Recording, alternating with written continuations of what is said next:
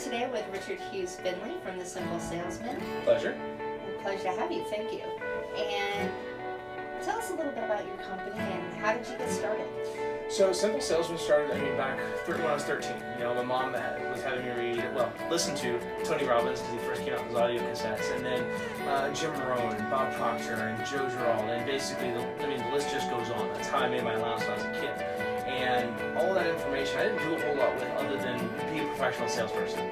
So from the time I was 16 till I was in my late 20s, commission sales was what I did.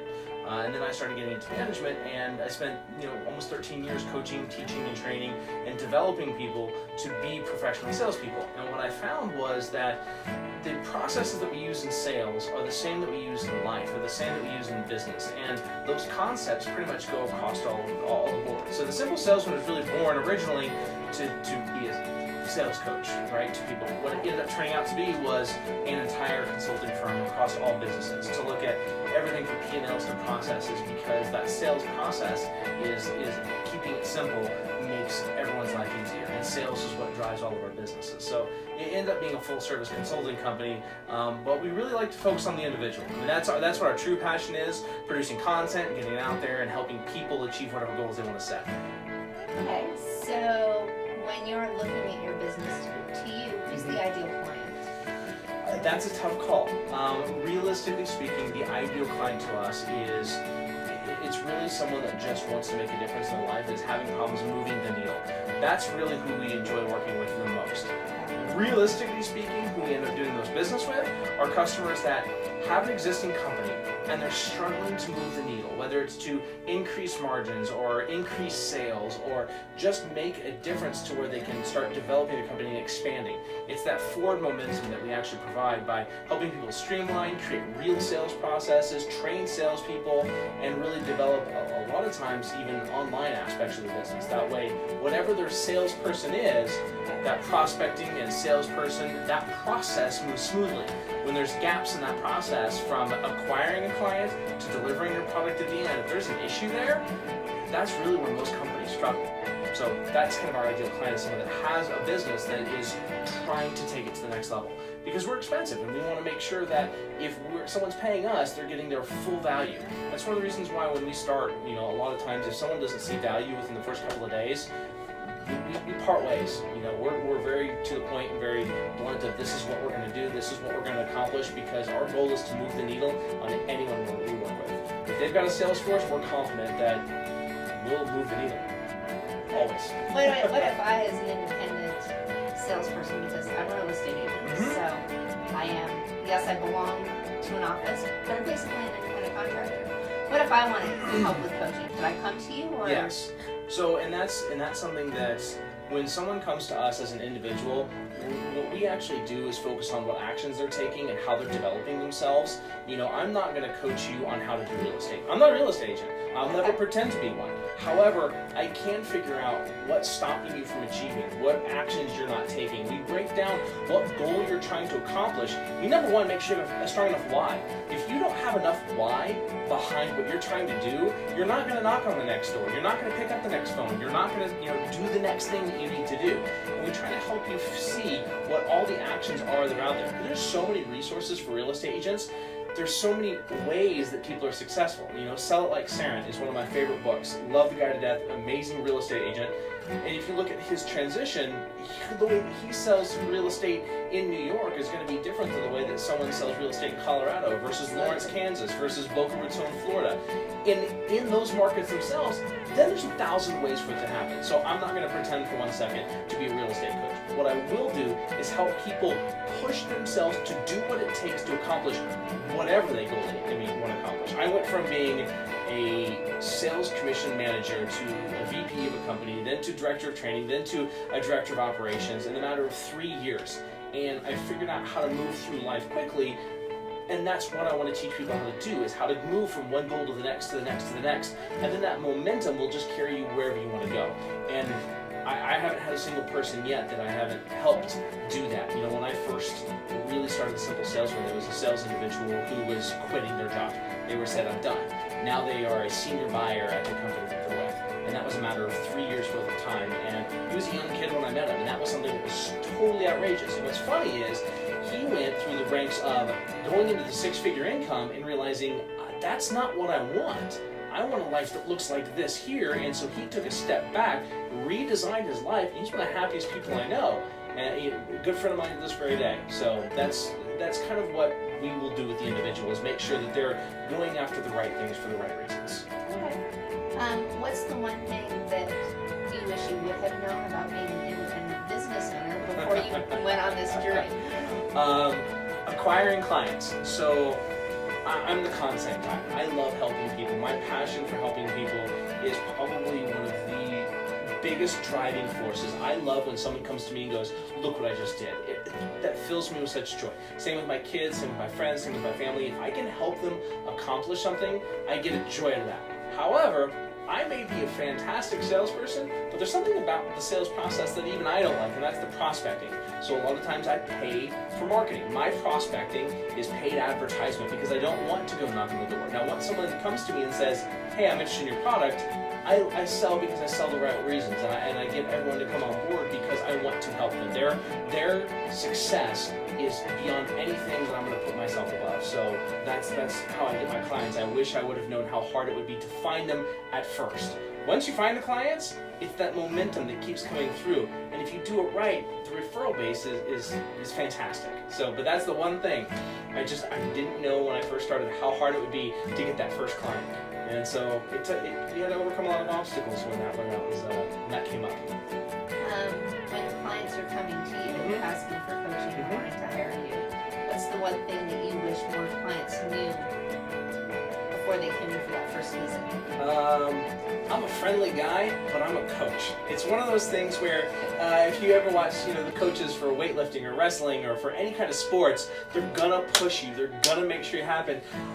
I'm kind of like that. I'm full of energy, but at the same time, if someone gives me a line, or I call them, a reason. I'm a firm believer that reasons are simply excuses that you believe. So if you want to give me a reason you're not going to do something, I'm going to come back at you. I want to change the state that you're living your life in to push forward through anything, which means exercising action. And some people, they spend more time planning than they do acting, and I'm going to push them into action. So if you don't want to be pushed into action, I'm not your guy. I'm not a therapist. I'm going to make sure that your life changes. I'm not going to sit back and listen. I'm going to make you do the work and you do the effort, because you're the one that wants a better life. Well, not necessarily you, but just in general. So, absolutely. Okay. What's one thing about you that your clients don't know that maybe they might enjoy knowing? I would say that I always have a cup of coffee in my hand, but that's one of those things where you know me for 30 seconds. Like right now, it feels weird not having some kind of coffee or tea. Even the morning podcast that I do, I have coffee. Even I think the nighttime podcast I do, I have coffee. And how do you bring it up? It's my one vice. It's the one thing that I should probably give up, which will get me in the end. But the one thing that most people don't know about me, I really am a family guy. It's funny because those that know me know that I work all the time.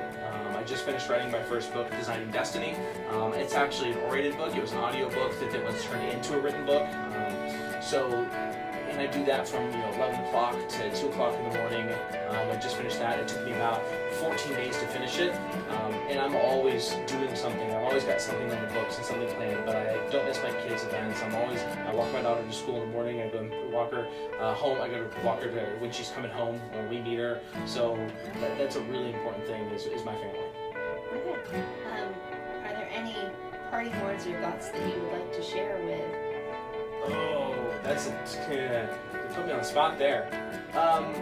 Realistically speaking, is whether you choose me as a coach or you go and find a coach, I encourage any professional person in this entire world to find a business coach. A real business coach that you're going to pay. Here's the reason why.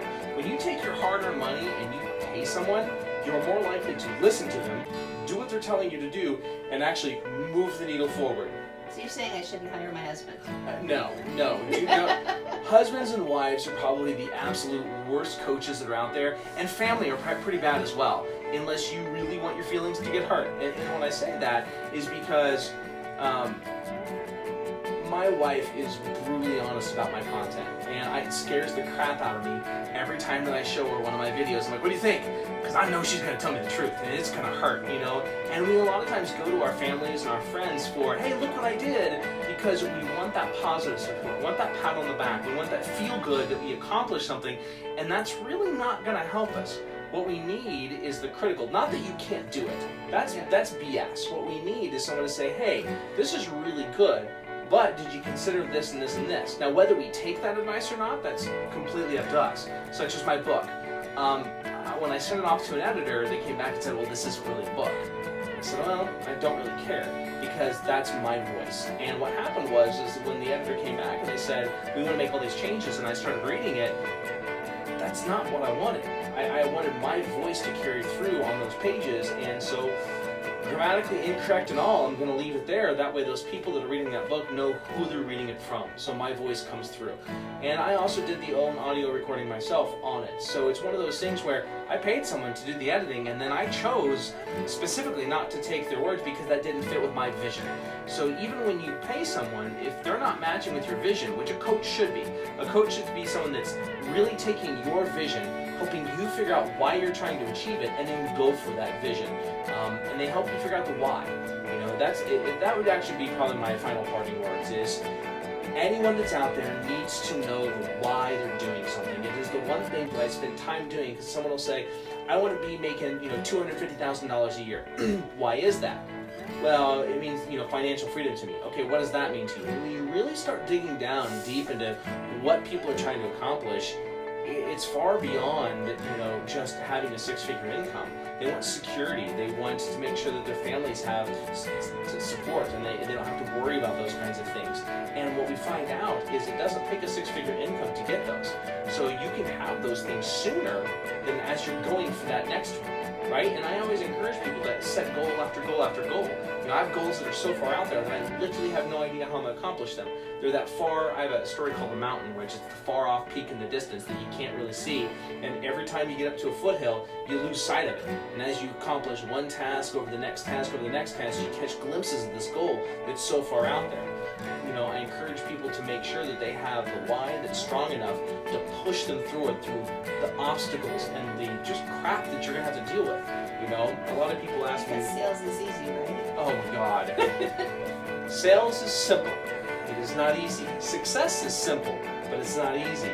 It's just like relationships. People have been married for 50, my wife and I have been together now all approaching to almost 20 years. And there are times where we wanted to walk away from one another. I remember driving our cars, being like, I'm just going to drive to a different state. Like that thing, at one point in time, we got in such a big argument back in college that she packed her stuff and moved to California. That is a real story. Now she got accepted to a very nice architecture school in California, but still she did. She left. So it's one of those things where it's simple. Having a good relationship is simple. If you simply put someone else's wants and needs far above your own and you think of them only first, it's amazing how that relationship will turn. But that's a simple thing.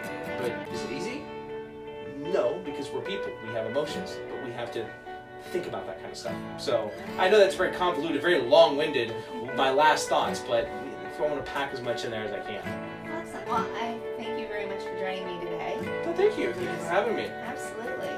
And I'm going to post your information in the comments down below. I appreciate it. If people want to get in touch with you, they can get in touch with you directly. Yes. Set up an appointment or call or... Yeah, Facebook, LinkedIn, those are some of the best ways. We haven't put up a website yet. We have our website. It's just Facebook and LinkedIn and a lot of the social media stuff. That's how we've gotten most of our clients in the past, so that's what we've been using. But I think that we're going to be changing pretty soon. So I'll also put my email address out there as well. And phone number for that much because it's on my Facebook page, so anyone can get a hold of me. I appreciate it.